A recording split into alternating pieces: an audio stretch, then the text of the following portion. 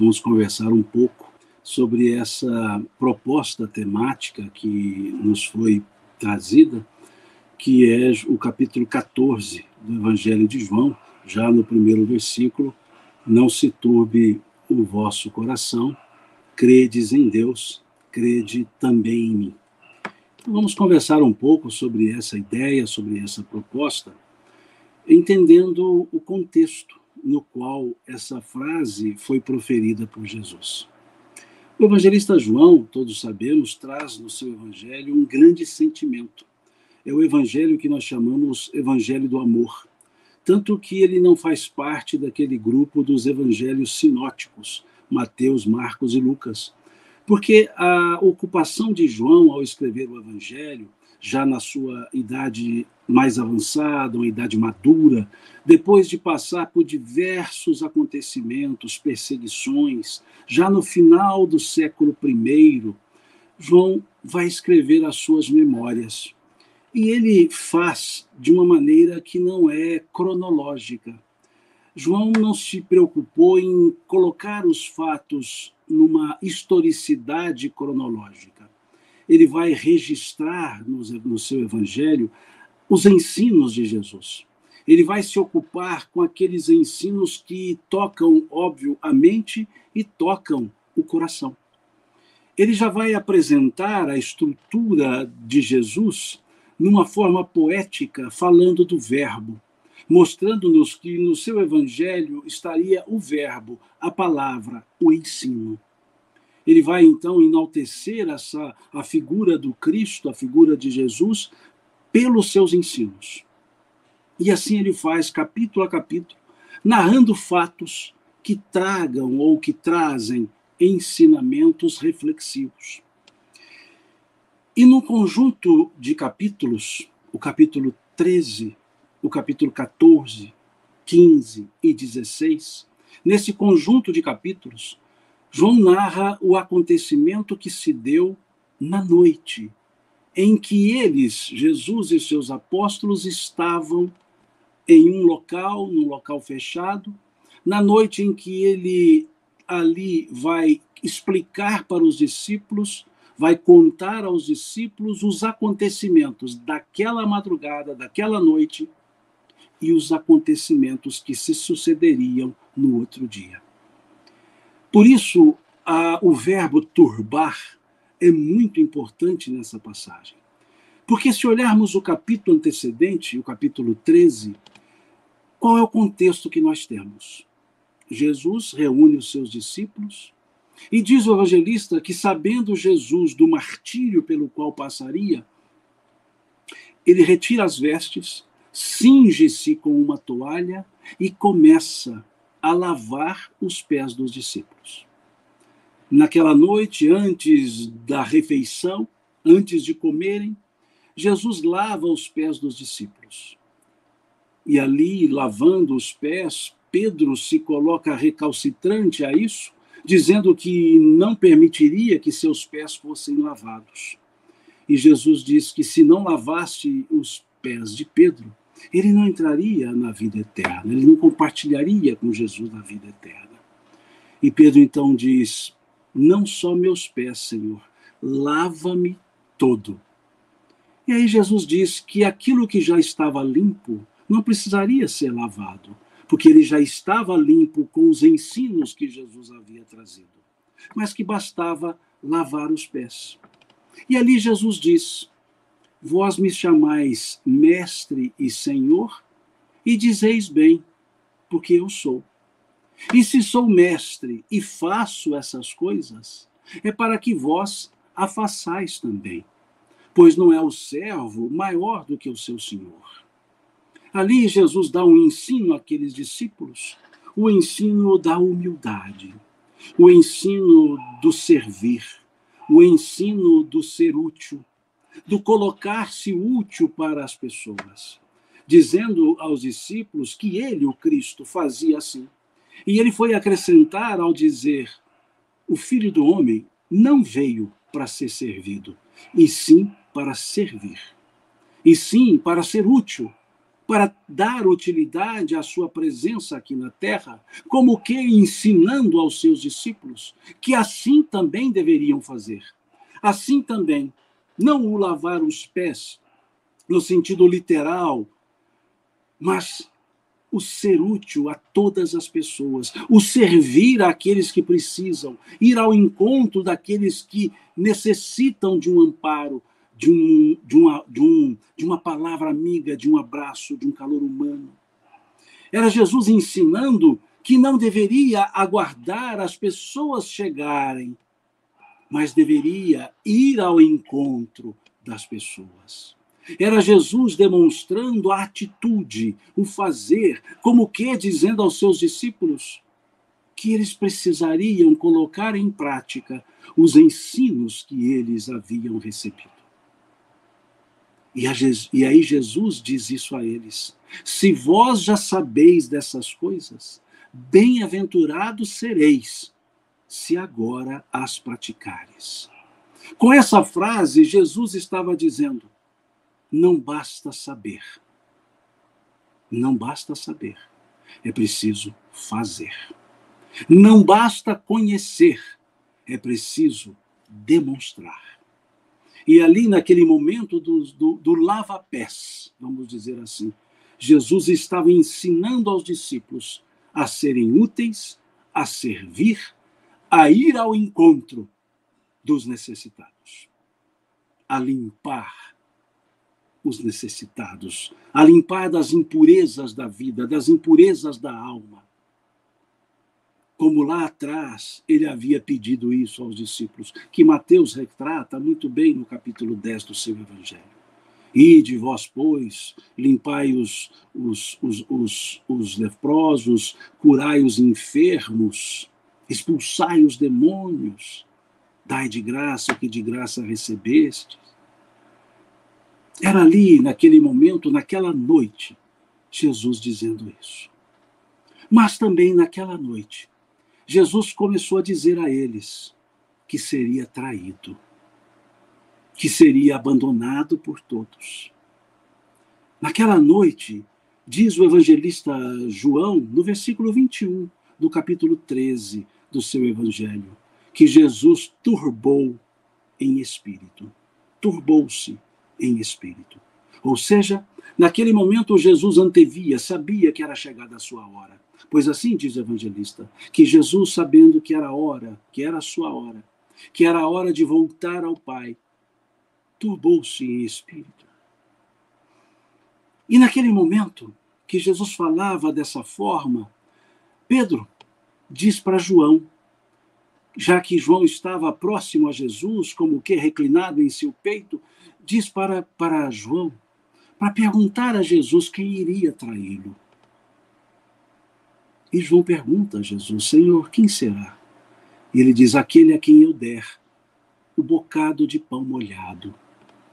E Jesus entrega aquele bocado de pão molhado para Judas.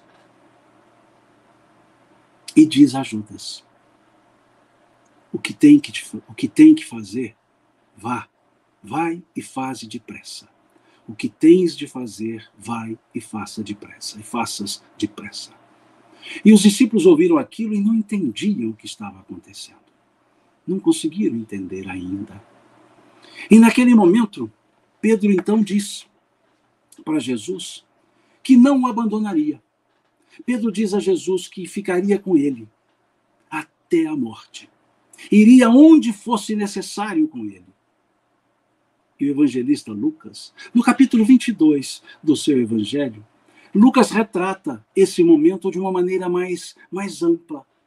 Lucas diz que assim que Pedro disse essa frase, irei contigo até a morte, Jesus virou-se para Pedro e disse a ele: Pedro, os espíritos das trevas querem fazer-te cirandar, como o vento ciranda o trigo.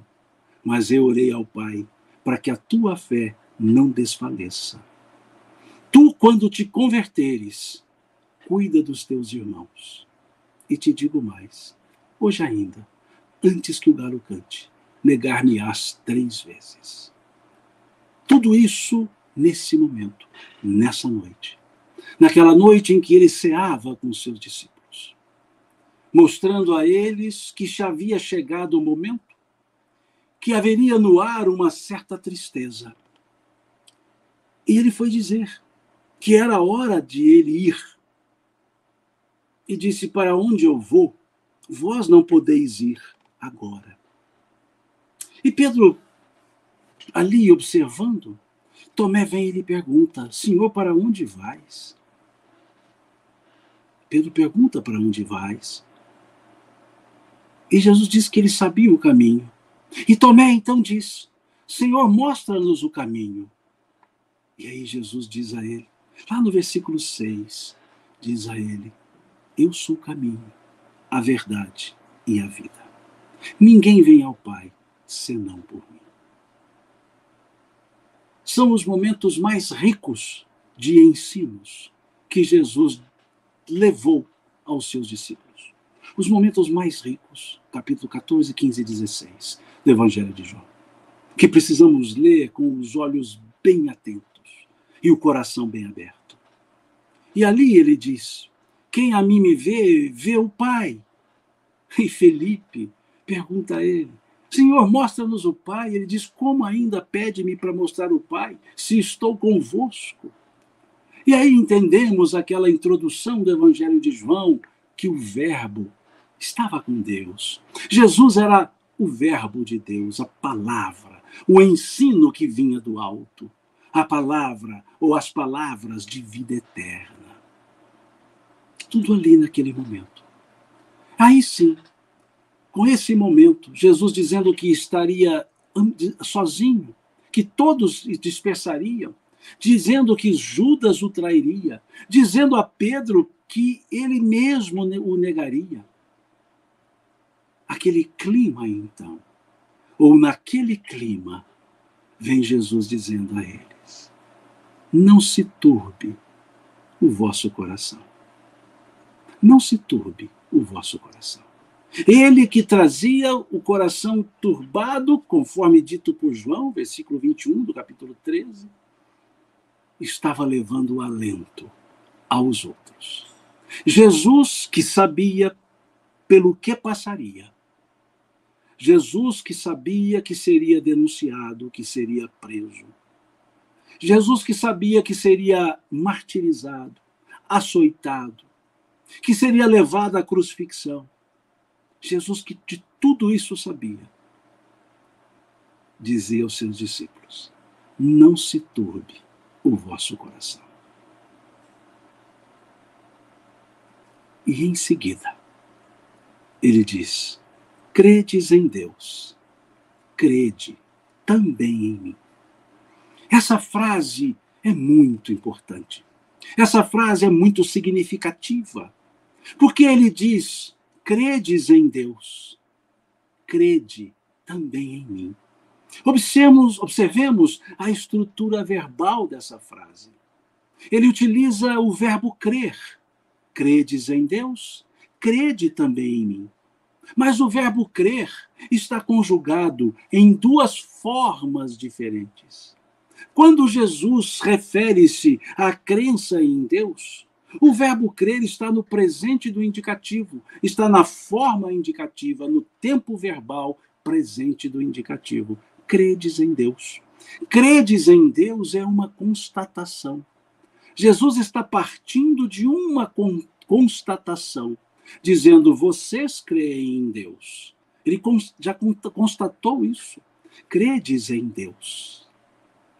Mas quando ele vai pedir para crer nele, quando ele vai falar da crença nele, a forma do verbo crer é imperativo afirmativo. Vejam: credes em Deus, crede também em mim, sem o S. Crede, segunda pessoa do singular, do imperativo afirmativo. Crede também em mim.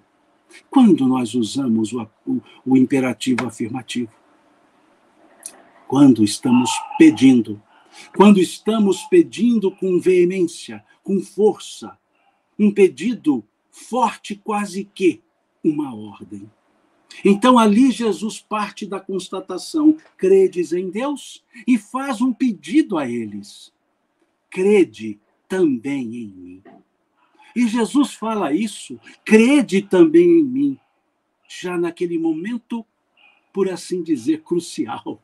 Naquele momento em que ele já estava se despedindo dos seus discípulos, depois de 3 anos ou mais, ensinando ao povo, ensinando aos discípulos o que era a sua mensagem, a libertação que adivinha da sua mensagem. O quanto suas palavras clarearam o rumo das pessoas, o quanto que as suas palavras, os seus ensinos soergueram pessoas, redirecionaram caminhos, o quanto que as suas ações curaram pessoas. Jesus que andou até a Fenícia. Ali naquele momento, Jesus estava dizendo aos discípulos que acreditassem nele.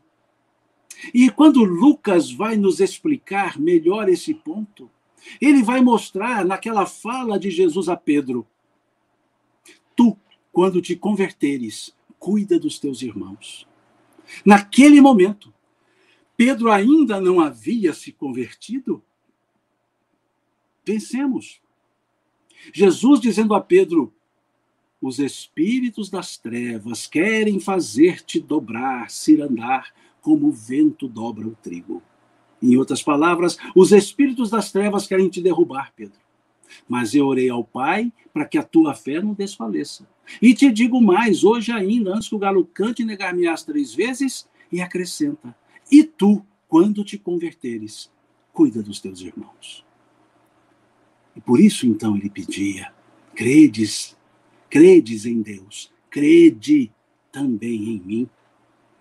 Falando-nos para que acreditasse fortemente, para que os discípulos se fortalecessem naquilo que ele havia ensinado. E mesmo durante a sua prisão, ele ainda continua ensinando, principalmente a Pedro. Quando Pedro, com a espada, corta a orelha do soldado Malco. E cortando aquela orelha, Jesus vira-se para Pedro e diz: embainha tua espada, pois aquele que com a espada fere, com a espada será ferido. E cura Malco, recoloca a orelha em Malco. Naquele momento da prisão, ele ainda tinha forças, ânimo para cuidar e ensinar. Era isso que ele pedia aos discípulos: crede também em mim. E naquele simbolismo belíssimo, ele continua dizendo: na casa do meu Pai há muitas moradas. Se assim não fosse, eu já vos teria dito, e é necessário que eu vá primeiro, para preparar-vos o lugar. Vejam que candura, dizendo ele que havia lugar para eles, que tudo tinha o seu momento, que nesse universo da casa do Pai, moradas existiam. E ele dizia que era necessário que ele fosse primeiro. É necessário que eu vá primeiro, para preparar-vos o lugar. Mostrando-nos que aquilo que ele ensinou com profundidade, aquilo que ele mais falou, ele ali iria demonstrar.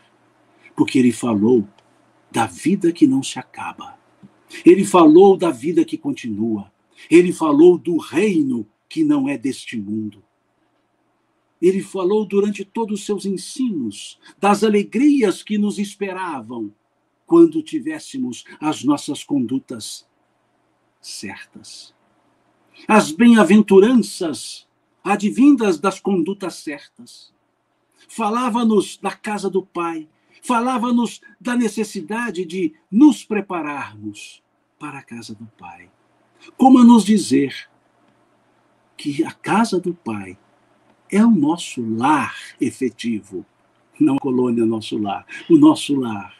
O lar de onde saímos para as experiências terrestres e o lar para onde voltaremos. Como se nos dissesse que aqui nesta terra somos estrangeiros.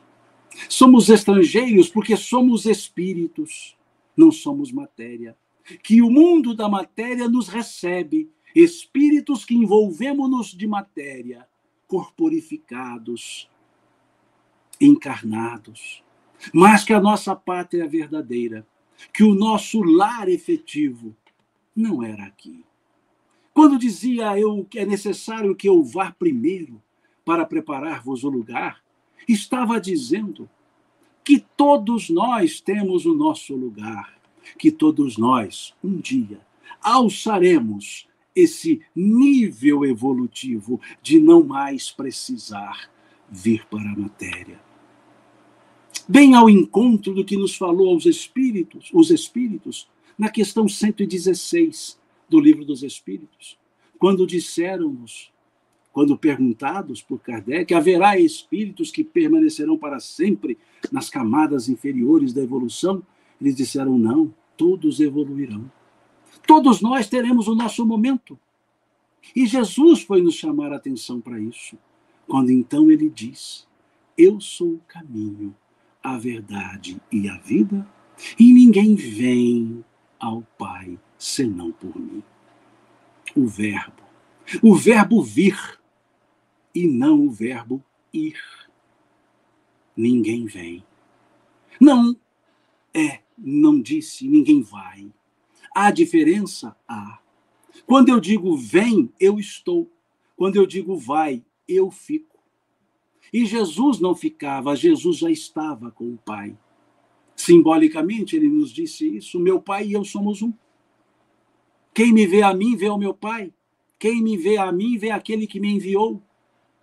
Como depois, no capítulo 17 do Evangelho de João, Jesus vai dizer a mesma coisa aos discípulos, numa prece belíssima que ele faz a Deus, pedindo pelos seus discípulos.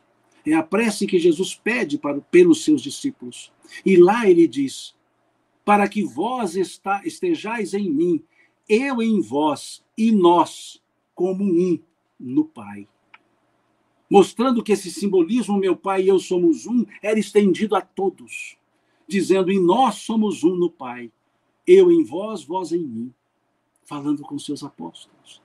Era esse momento que ele dizia, preparar o lugar, o momento certo para o retorno, em definitivo, para a casa do Pai, e até que acontecesse esse em definitivo, ficaríamos no processo encarnatório, buscando o aprendizado, buscando o crescimento.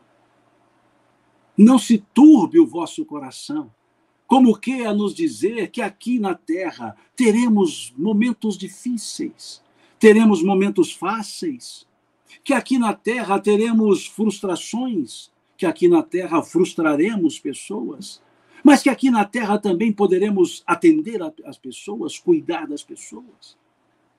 Não se turbe o vosso coração, ele dando-nos o exemplo, que depois de açoitado, depois de crucificado, ali na cruz, olhando para as pessoas que pediam que ele fosse crucificado, aquelas mesmas pessoas que o aplaudiram quando ele entrou em Jerusalém, ali crucificado, com dores dilacerantes, ele é capaz de olhar para aquelas pessoas e dizer a elas, e dizer adeus para elas, dizendo adeus, em função delas.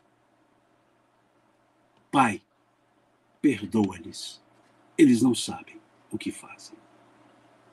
Mostrando o que é um coração em equilíbrio.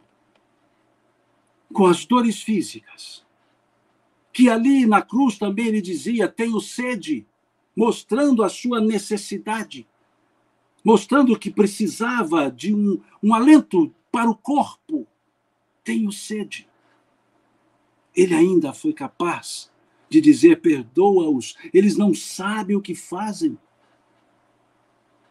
Ele foi capaz de chamar ao entendimento um dos que com ele estavam sendo crucificado, dizendo a eles, estarás comigo no paraíso. Dizendo a ele, estarás comigo no paraíso. Ali na cruz, dilacerando-se em dor, o corpo em dor, ele ainda foi olhar o cuidado para com sua mãe, aquela viúva e aquela mãe sem o filho que pudesse dela cuidar. Ele ainda pensa nisso e diz para João, o seu discípulo: eis aí tua mãe. Mulher, eis aí teu filho. Filho, eis aí tua mãe. Como quer dizer, cuida dela. Eu estou voltando, mas ela precisa ser cuidada. Ele que foi na cruz ali, pôde cantar um belíssimo salmo, o Salmo 22, que é chamado o salmo do justo sofredor, que ele não teve forças para decantá-lo na sua integridade, mas ele abre os lábios e recita o início do salmo: Eli, Eli, lama sabachthani. Meu Deus, por que me desamparaste? Que é o início do salmo daquele que sofre com justiça, sabendo que é justo. Por isso é chamado de o lamento do justo, o lamento poético do justo, o salmo do justo sofredor, que sofria, mas era um justo sofredor. Não era um desalento, não era uma lamentação, não era uma reclamação. Era uma exaltação daquele que tinha força para cantar o louvor a Deus, do justo sofredor. Eli, Eli, lama sabachthani. Não se turbe o vosso coração. Ele exemplificando tudo isso. Ele exemplificando a confiança que ele tinha no Pai. Ele dizendo aos que estavam ali, naquele ato da cruz, dizendo aos que ali estavam: tudo está consumado. Em outras palavras, cumpri o que eu tinha que fazer. Tudo está consumado. É só alguém com serenidade bastante para entender que aquele momento era a consumação de toda a sua estrutura de vida. E a sua fé absoluta, a sua segurança e certeza absolutas, ele vai proferir a última frase: Pai, em tuas mãos entrego o meu espírito. Toda essa exemplificação que ele deu está contida na frase que ele chama a atenção dos discípulos: não se turbe o vosso coração. Credes em Deus, crede também em mim. Crede também em mim. E continuou demonstrando tudo. Quando Judas lhe chega e lhe beija, ele simplesmente aquece. Livra os seus discípulos, porque eles queriam prender a todos, e Jesus disse: deixai-os ir, já tendes a mim me procurais. Vejam, esse é o que foi pedir para que crêssemos nele. Porque uma vez crendo nele, não há por que turbar o coração. Não há por que as preocupações com as questões de um mundo no qual somos os estrangeiros. E somos os patrícios do mundo espiritual. É como se Jesus estivesse dizendo para que trouxéssemos essa realidade, que somos espíritos imortais, para que nos fortalecêssemos e lidássemos com os reveses da vida, com as dificuldades da vida. Era isso que estava ali contido na sua frase. Não se turbe o vosso coração. Era ali, naquele momento, que ele chamava a atenção para a continuidade dos trabalhos que deveriam seguir. Pedindo que nele crêssemos, ele também nos dizia que aguardássemos que outro Consolador viria. E ele descreve a característica desse Consolador.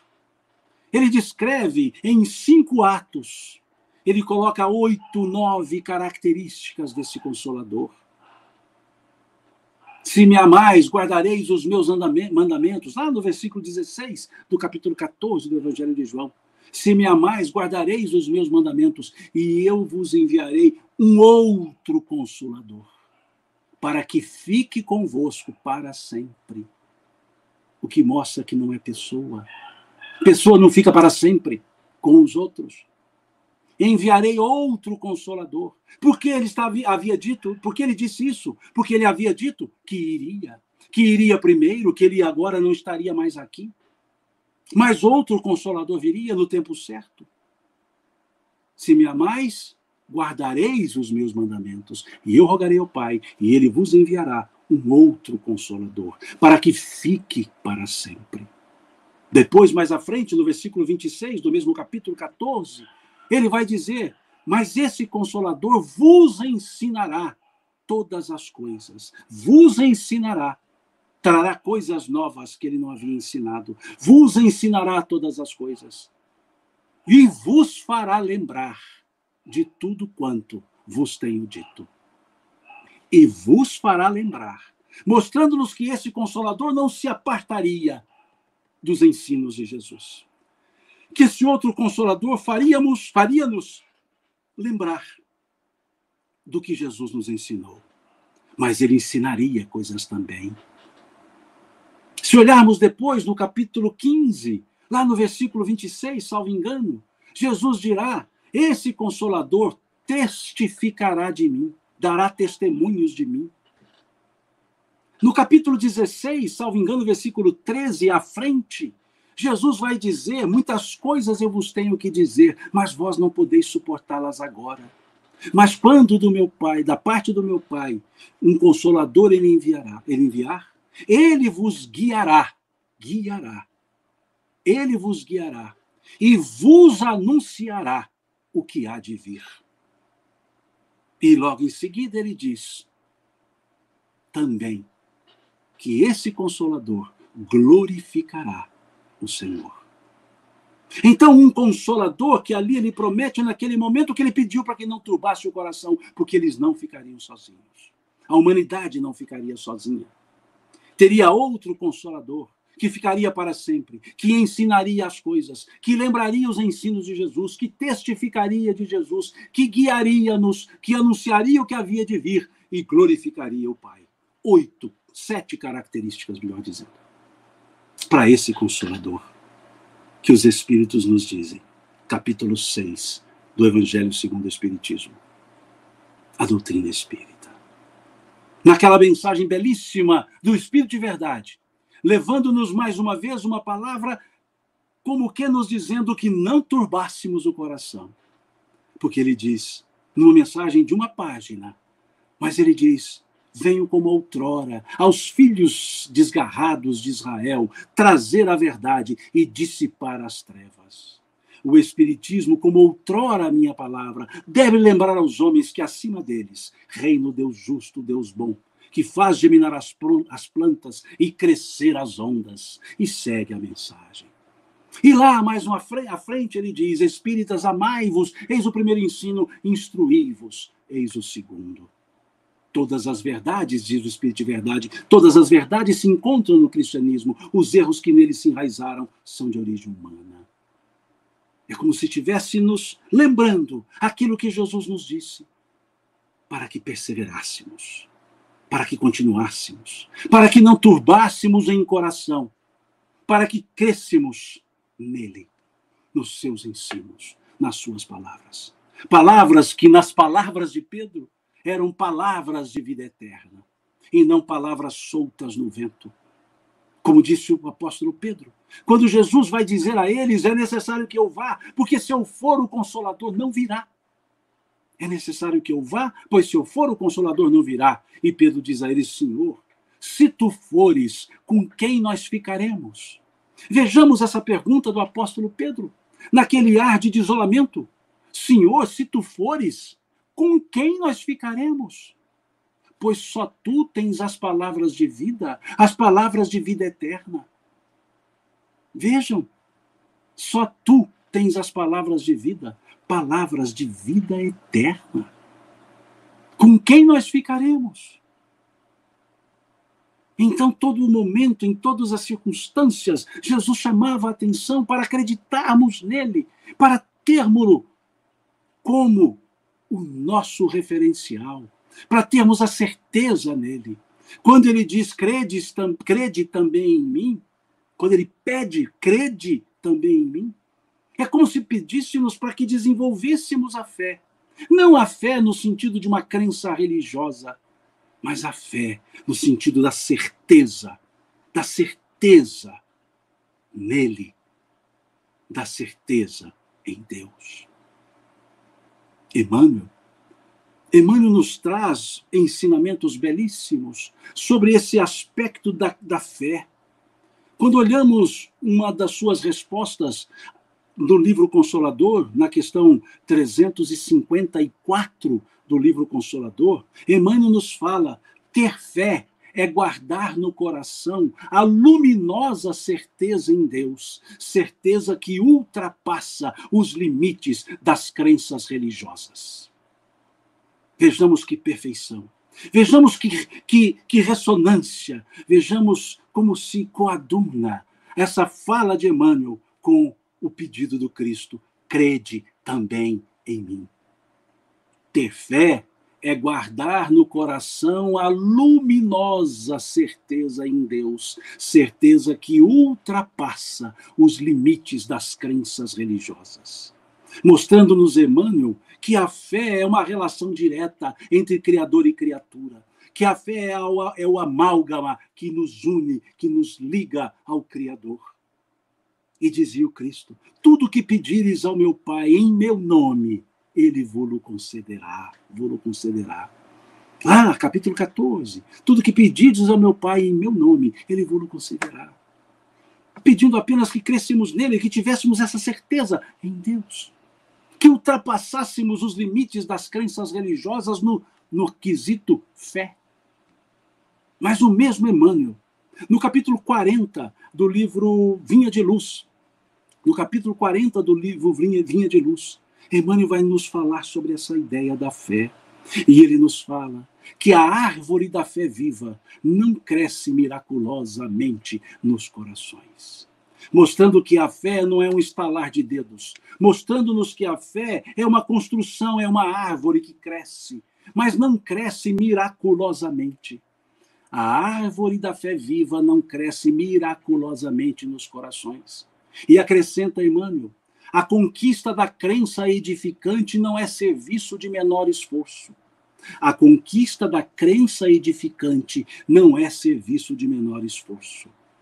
Mostrando-nos que a fé é um desenvolvimento, que a fé é um processo, que nós vamos nos construindo no aspecto da fé, que nós vamos robustecendo a fé.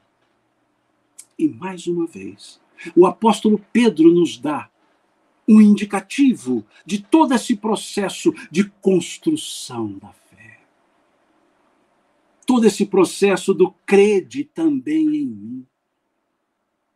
Numa dada noite, estavam os apóstolos pescando. Ali na madrugada, observam na névoa que estava sobre o lago da Galileia um vulto caminhando sobre as águas. E assustaram, diz o texto de Mateus, pois achavam que era um fantasma. E aquele vulto diz a eles: não temais, sou eu. E Pedro, então, ouvindo a voz do Cristo, diz a ele: Senhor, se és tu, manda-me a ti. E Jesus diz a ele: vem. Pedro sai do barco e começa a caminhar sobre as águas. Mas a insegurança lhe bate e ele começa a afundar. E começando a afundar, ele pede a Jesus: socorre-me, Senhor.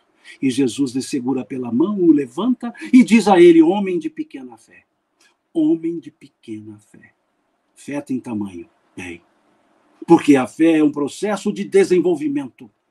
Não é algo dado. É construído. Homem de pequena fé. Passam-se os dias. Passam-se meses. Talvez até anos. E chega esse momento em que Jesus está ali, na noite da sua prisão, dizendo que seria entregue, que seria abandonado, e Pedro dizendo que não abandonaria. Jesus vai dizer a ele que eu orei ao Pai para que a tua fé não desfaleça. Jesus vai dizer a ele: Quando te converteres, cuida dos teus irmãos. Jesus vai dizer a ele que os espíritos das trevas queriam derrubá-lo. E Pedro nega Jesus. Aquele que tinha fé, cresceu na fé, mas não o suficiente. E quando ele é confrontado, defrontado ali com pessoas dizendo, tu és um deles, ele dizia, não conheço esse homem. E uma mulher diz a ele, tu és sim um deles, tua fala te denuncia, ou seja, o sotaque da Galileia te denuncia. E ele dizia, já disse, não conheço esse homem. E até que um outro diz a ele, eu te vi com ele. E ele fala, não conheço esse homem. E o galo canta. E ele se lembra que Jesus havia dito isso a ele. E chora, e se arrepende. Jesus é preso, Jesus é crucificado. E Pedro continua a sua tarefa. Jesus aparece para eles. E Pedro continua a sua tarefa. Jesus pede a Pedro que cuidasse das suas ovelhas, declarando o amor a ele por 3 vezes. E Pedro continua a sua tarefa.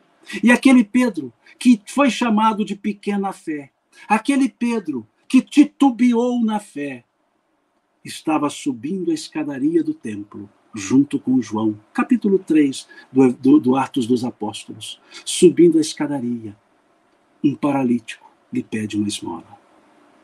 E ele, olhando para aquele paralítico, diz a ele, ouro e prata eu não tenho, mas o que eu tenho eu te dou. Em nome de Jesus o Nazareno, levanta e anda. E diz o evangelista Lucas, que redige o Atos dos Apóstolos. E o homem levantou-se e foi andando, cantando e louvando a Deus. O mesmo Pedro, que foi chamado de pequena fé, que afundou nas águas, que titubeou na fé, foi o que se robusteceu na fé e curou aquele homem. Mostrando-nos claramente a demonstração da fala de Emmanuel, que a conquista da fé edificante, da crença edificante, não é serviço de menor esforço. Crede também em mim. Ali Jesus dizendo que precisaríamos nos esforçar, que precisaríamos lembrar dos teus ensinos, que precisaríamos cultivar aquilo que ele demonstrou, a humildade, a exemplificação, o amor, a pureza de coração e a prudência. Foi o Cristo que nos deu essas condições para que pudéssemos viver a vida na sua plenitude. O Cristo que pediu que não turbássemos o coração, mas que foi nos explicar o que era a paz. Nesse contexto dessa mesma noite, quantos ensinos Jesus deixou para aqueles discípulos naquela noite, quando ele coloca lá no capítulo 14, versículo 27, eu vos deixo a paz, eu vos dou a minha paz, mas não vou-la dou como o mundo a dá. Não vou-la dou como o mundo a dá. Ensinando-nos que a paz que nele buscamos não é a paz que o mundo prega. Emmanuel, no capítulo 57 do livro Palavras de Vida Eterna, ele nos fala que a paz do mundo costuma ser confundida com preguiça rançosa. Porque nós achamos que a paz é a ausência de conflitos. Achamos que a paz é a ausência de problemas, quando a paz é uma determinação interior. E ele acrescenta, no versículo 33, do capítulo 16 do Evangelho de João, tenho-vos dito isto, para que em mim tenhais paz, pois no mundo tereis aflições, mas tende bom ânimo, eu venci o mundo. Tende bom ânimo. Não se turbe o vosso coração, credes em Deus, crede também em mim. Tende bom ânimo, eu venci o mundo. E muitos até dizem como venceu o mundo, se terminou a sua existência pregado numa cruz. Venceu sim. Venceu tanto o mundo que estamos falando dele hoje, 2000 anos depois.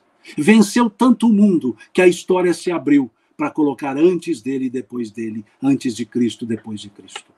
Venceu tanto o mundo que o mundo tem como referência, como o Messias para alguns, como modelo e guia para outros, como grande profeta para outros, mas ocupou o lugar, deixou a mensagem que abranda os nossos corações, mensagem que nos faz crescer ante os nossos problemas, mensagem que nos abre os olhos ante as dificuldades do entendimento, mensagem que é o bálsamo para as feridas das nossas almas, mensagem que nos dá ânimo, que nos momentos difíceis nos colocamos buscando em Cristo as forças de que precisamos. Porque Ele nos disse, não vos deixareis órfãos. Porque Ele nos disse, estarei convosco até a consumação dos séculos. Ele está conosco. Porque Ele nos disse, eu sou a videira e o Pai o agricultor. E o ramo que está em mim não perecerá. Também lá, capítulo 15 de João. Tudo isso nessa noite, na noite que poderia ser a noite das tristezas, foi a noite dos ensinos. A noite das palavras que com certeza deram forças àqueles apóstolos que estavam com ele naquela ceia. Poderia estar ele se lamentando, poderia estar ele fugindo dos compromissos, mas não, ele assumindo os compromissos e orientando as outras pessoas que ficariam sem ele. Sem ele presente fisicamente, mas com ele presente, como ele disse, ficarei convosco até a consumação dos séculos. E ele, pessoalmente, recebeu a cada um dos apóstolos no seu retorno ao mundo espiritual. Ele cumpriu aquilo que ele havia dito, é necessário que eu vá primeiro para preparar-vos o lugar. E quando ouvimos o relato dos Espíritos contando o retorno dos apóstolos, Jesus os recebe um por um. Como que dizendo a eles, cumpriram as suas tarefas. Como que dizendo a eles, fica comigo agora. Ele os recebe um a um. O retorno de Maria, muito bem contado por Humberto de Campos, lá no Boa Nova, ele ali recebendo aquela que aqui na terra foi sua mãe, mas que dele era serva, como ela mesma o chamava, meu Senhor. Enquanto aqui encarnada, ela o chamava de meu filho, depois no mundo espiritual, ela o chamava de meu Senhor.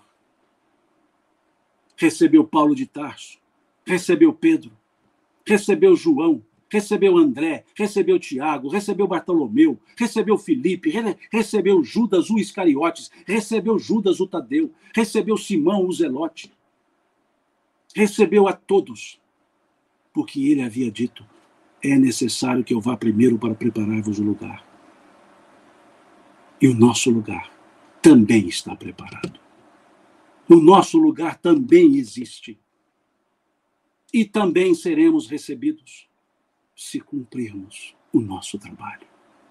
Porque aqueles discípulos que aqui ficaram, que fugiram na sua prisão, atemorizados, voltaram e deram suas vidas, literalmente, em favor do Evangelho, à exceção de João, que não foi martirizado e que foi até a longevidade da idade física para poder nos trazer esse belíssimo Evangelho, para que pudesse nos trazer a revelação, para que pudesse nos trazer belíssimas epístolas, 2 epístolas, para que pudesse, do alto da sua maturidade existencial, escrever essas histórias do Cristo e escrever essas palavras do Cristo. E poder escrever justamente essas palavras, mote da nossa conversa. Não se turbe o vosso coração. Credes em Deus, crede também em mim.